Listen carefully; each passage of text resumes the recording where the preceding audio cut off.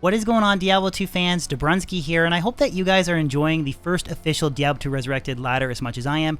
Today's video is going to be a little bit of a different one though. I want to spend a little bit of time talking about the Fohdin because I think that in general it has sort of shifted the dynamic of group gameplay on ladder, and I think that's very important. And then I'm going to break down my week 1 Fohdin because typically you guys like to see the progression of my characters as I'm playing through ladder, so should be a good informational / sort of breakdown update of my character. I'm going to spend a little bit of time talking about the pros as well as the cons, and then I will show off some example MF areas where the Fohdin excels. So that's very important, but this character has tons of versatility, is in my opinion very powerful, and is probably the greatest group kind of support character that you can run now. Maybe with a bow barb, you're kind of right up there. So again, feel free to let me know in the comment section below if you guys agree or disagree, but I do think the Fohdin has definitely shifted the dynamic of ladder gameplay, so that's very cool. Again, guys, just a quick reminder before we jump in, I just want to let you know that if you do enjoy my YouTube content, I do stream twice a week on Twitch, where I'm actually streaming the progression of my Fohdin, so any follows on that platform would be very much appreciated. That being said, guys, let's jump in. So first off, I want to talk about the pros associated with the Fohdin. I got a list here in front of me of 5 major pros about this build, and I really do think, I keep stressing it, genuinely think that the dynamic has changed for group gameplay on ladder. So the first major pro about the Fohdin is, depending on the aura that you choose, if you happen to rock a conviction aura. Now that in itself is a little bit of a debate because a lot of people argue majority of your damage comes from holy bolts that pierce and scatter from the initial lightning strike, and you can use holy bolt for single target damage, so you really don't need the conviction aura, and that is true. But considering group gameplay, if you were kind of tied to like a Trapsin, a Jabzon doing really good damage for Bale, they're all really heavily linked towards having Infinity Mercenary. Now, what happens if you're running a level 25 Conviction Aura as a Fohdin to support your team? You are essentially adding double the amount of negative resistance that you would get from a single Infinity.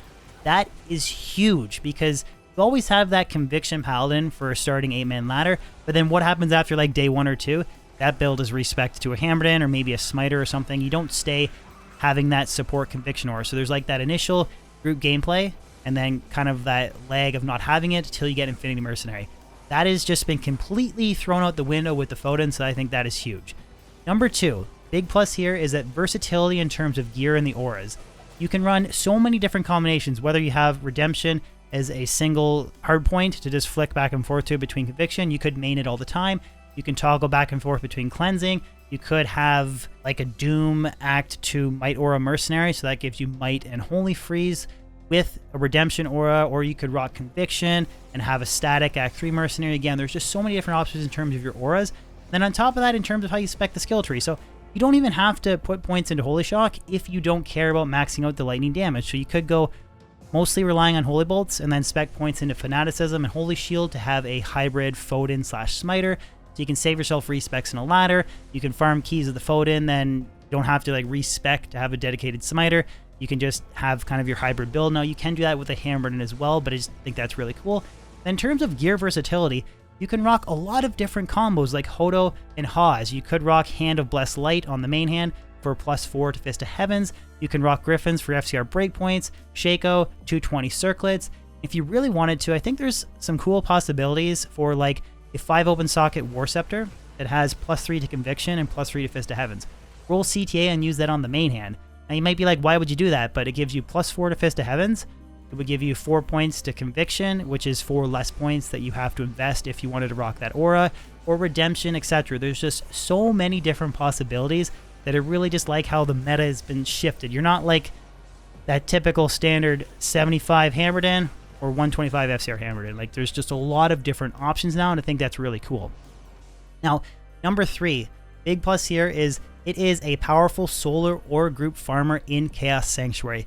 This build is almost tailor-made and designed for farming Chaos Sanctuary. The AoE spread and damage you get is awesome, and it particularly works really well in a budget build, which is actually my 4th pro here, is that I really do think that the Fist of Heavens Paladin is better with budget gear than a Hammerdin because you don't have to be right on top of monsters to hit them with hammers. Now, I will agree and concede to this. I'm kind of like all being like totally shoving the pros of a Fohdin down your throat, but top endgame gear, Hammerdin is better in terms of DPS, but for budget gear, I think the Fohdin is better. And the final kind of plus here is I really do think that it brings sort of a different dynamic gameplay to a Paladin. I was actually on stream farming Pindle on ladder. I'm trying to do a 1,000 Pindle run project.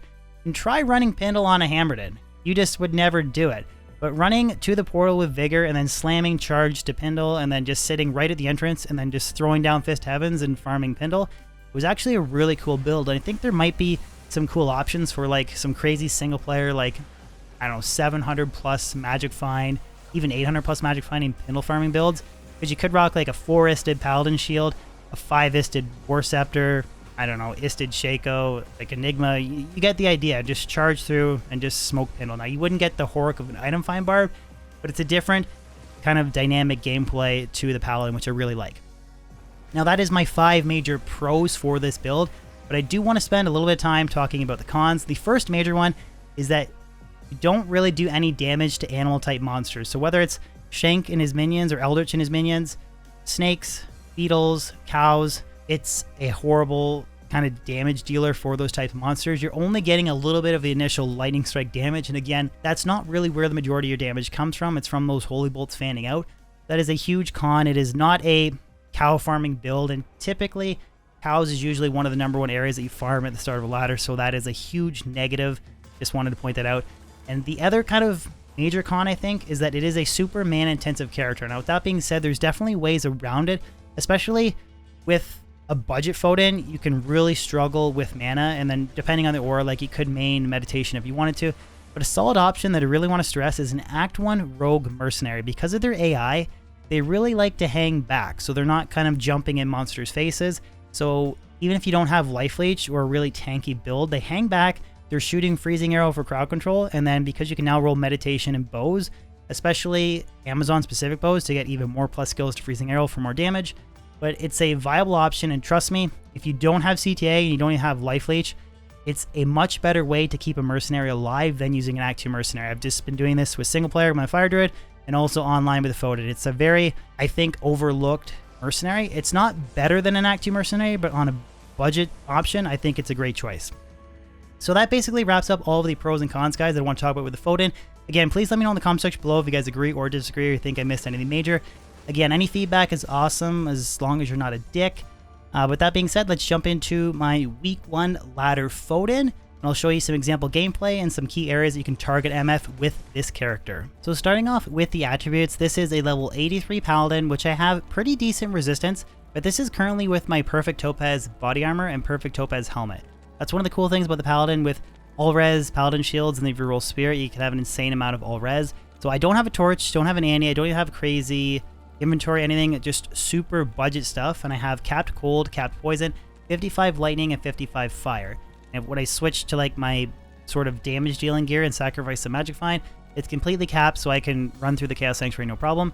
But as far as the attribute investment, I went with 80 into strength, so that was just enough to equip body armor Nages, and then nothing into dexterity, nothing in energy, and everything else in vitality. Now you might kind of wonder, why am I not currently investing points into dexterity? That's because the Fohdin gameplay, I can hang back from a distance and drop my Fist of Heavens. I'm not in the face of monsters like a Hammerden. So that plus block rate at this current stage with my gear is not really mandatory. Now with that being said, when you have really good gear like Torch, Annie, Hawes with insane plus block rate, at that point, like your CTA buff and everything, it doesn't hurt to go for max block because you don't really need to invest that much dexterity.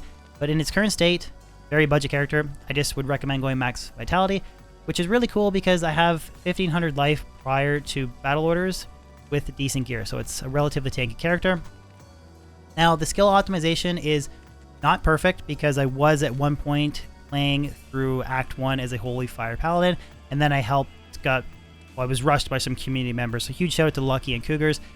But that's why I have extra points here, but it'll all make sense in the end. But as far as the defensive skill tree, I just have 1 into Prayer, Cleansing, Defiance, and Vigor. Vigor is to just, I can use it to just run a little bit quicker back and forth when I'm cycling Pindle runs. So that's why I have a point invested there. Now, I do have some into Resist Fire. This was to boost Holy Fire, again, when I was doing the Act 1 leveling. But it is like additional maximum resistance, right? So it's not necessarily a horrible investment. Now in terms of the combat skills, I have 1 hard point into Holy Shield and its prerequisites, except for Holy Bolt. I completely maxed out Holy Bolt. This is really important because Holy Bolt is a great single target damage dealing character. It's almost better to use Holy Bolt with endgame bosses or single target monsters than it is to use Fist of Heavens. And then again, 1 point in all the prerequisites to unlock Fist of Heavens, and then it completely maxed it out. So this character is 1831 max lightning damage and then 1300 Holy Bolt damage. But again, single target damage, it's much faster to just use your standard Holy Bolt. Now this is a common criticism I get with the Fohdin, which I read in different forum posts and stuff. You really do invest a lot of unnecessary skills. So I do want to mention that you could not invest points into Holy Shock, and again, go to Fanaticism and Holy Shield for a Smiter hybrid, or you could invest into different auras. You don't have to put points into Holy Shock to boost that initial Lightning Strike damage, because some argue it's not really worth it. But for the offensive auras, I have a handful of points in Holy Shock to boost my damage synergy, 1 into all these prerequisites, and then I have a current base level 14 Conviction. Now I will eventually, actually, sorry, switch the main and it's base level 14. I will stop at 1, 2, 3, 4, 5, 6, 7 skills before I hit 25, because that will ensure that I hit that negative 150 cap and I don't go past it with my current gear, and then again I'll respec later. But the reason why I like using Conviction is for that group support that I mentioned earlier. Now as far as the gear goes, I do have a couple different combinations. Again, this is my Pindle farming, like high MF setup. I'm using Spirit and a Broadsword, 4 perfect Topaz body armor, 3 perfect Topaz helmet. This is a 2 combat skills, 17 all res rare amulet. I have Spirit and a protector shield. I was really lucky. This isn't an elite base, but this is a 45 all res base. The rolled Spirit, 80 cold, 80 lightning, 45 fire resistance, and 80 poison. It's just an awesome, powerful rune word, especially for balance. And then I have a quad res gold find rare ring, a dual res 9 MF rare ring, chance guards, gold wrap, and 17 MF boots. And I do have a couple different optional pieces of gear. So if I was farming Chaos Sanctuary, I would throw on Frostburns for a little extra mana, so I don't run into any mana issues. I put on Lore, and then if I want to, I could also have my perfect Topaz body armor, and I could switch out to Nadge's body armor. They're just different combinations. This is a very underrated budget armor. It's like $1 skills, 65 to life, 25 all res. Very solid choice. But for farming Pindle, I rock this setup to get a lot of additional MF. This character actually has 305% magic find for farming Pindle. And to complement with the Mercenary, this is Insight into Great Bow, 4 open sockets, Duriel's Shell, and Talrash's Mask. So, capped res, Freezing Arrow for crowd control, Source of Mana Leech, and also a Source of Meditation. It's currently only a 13 Meditation Insight, so it's not the best, but I'm not too worried because eventually I want to switch to a 4 open socket Matriarchal Bow for more damage. You can attack really quick, and then you get the additional plus skills for extra Freezing Arrow damage. So that's basically a wrap up, guys, of the character in its entirety. So now we'll jump to doing some Pindle runs, and then talk about some other MF areas where this character really excels. So Pindle is one of the first characters that I would recommend farming as a Fohdin. Again, you would never ever recommend this as a Hammerden. That's why I think it's so cool.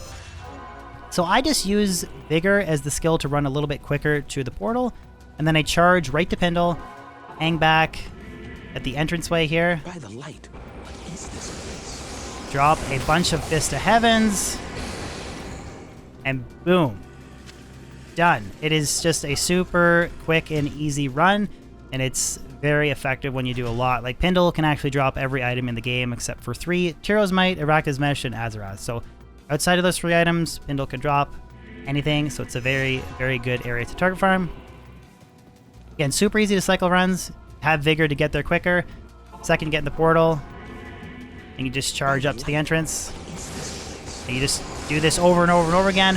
Or you can just throw this into sort of like your cycle of runs. It's very, very good area to MF. Now, the next area that I would suggest is farming the pits. Now, I think that I have the waypoint. I don't. Okay, so we'll jump to me actually getting the waypoint, and then I'll show you farming the pits. So here we are at the Outer Cloister waypoint. I charged through all of Act 1. I do want to point out that that is another big pro to this character, is that the mobility is amazing. Without Enigma, just charging is insane. It's almost as good as Enigma. Again, not quite, but you can see how quickly that I can just get to the pits from just charging from the waypoint. Now, as soon as you get in here, the pits, everybody knows the pits. It's a great area for magic finding, but everything down here is just demons and the undead. So it's literally just tailor-made for you to run through as a Fohdin. Now, I honestly think it's probably better farming the pits as a Fohdin than a Hammerdin because of the extra AoE spread that you get compared to the tiny hammers.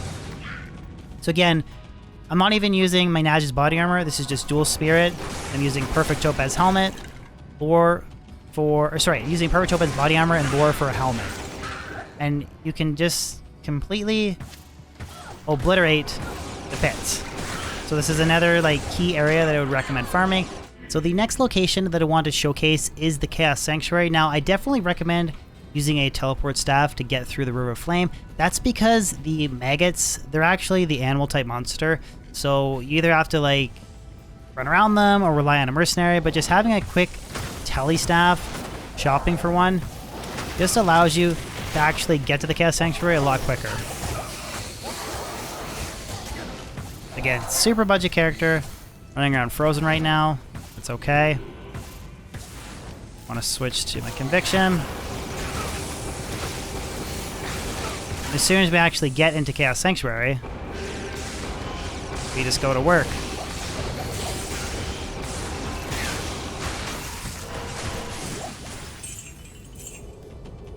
Charge around for mobility. Again, this is like dual spirit lore combo. Just completely wrecking. It was suggested in my previous video where I had going over budget characters to just use charge and not use vigor aura, but I like using vigor for Pindle. But I mean, there's a lot of different ways that you can build this. Just having that extra damage to demons is what helps this build so much compared to the first phase of PTR. Yeah, I'm not going to do a full cast run. Get the idea. Single targets. Just use Holy Bolt. Like that. Works really well. Which that in itself is actually another thing that I do want to mention, just kind of talk about on the fly, is a lot of people ask me about specific FCR breakpoints. Now, you can't get any more damage from Fist of Heavens from exceeding 75 FCR because of the cooldown that is associated with the skill. Now, with that being said, higher FCR breakpoints means that you can shoot your Holy Bolt faster. So for single target monsters, right? Higher breakpoint, you can shoot more Holy Bolts for more damage. So the 125 is faster teleport, more Holy Bolts, excuse me, so might be something to consider. But I do want to just showcase the animal type monster and how it kind of falls apart. So we'll jump to Eldritch Shank. And then I'll showcase kind of how cow farming or just animal type is kind of the really big kind of Achilles heel to the Fohdin. So Quill Rats are animal type monsters. See how the Holy Bolts are not doing anything? Same with these Slingers. We're just relying on the initial strike from the lightning damage. That's all that's killing anything. So you don't get that big fan out of damage you saw on my Mercenary died. You can see the big difference between just stepping outside Harrogath compared to the Chaos Sanctuary. There's just... Try to avoid animal type monsters. But guys, that wraps up pretty much everything that I wanted to talk about. So again, going over how I really do think this build has shifted the meta, going over some target farming locations, and then showing off the character that I'm actually currently using on ladder. So hopefully you guys enjoyed the video. Again, just let me know in the comment section below if you guys agree, disagree, or whatnot. Any feedback is always welcome. And yeah, I'll catch you guys on my next video or live stream. Peace out.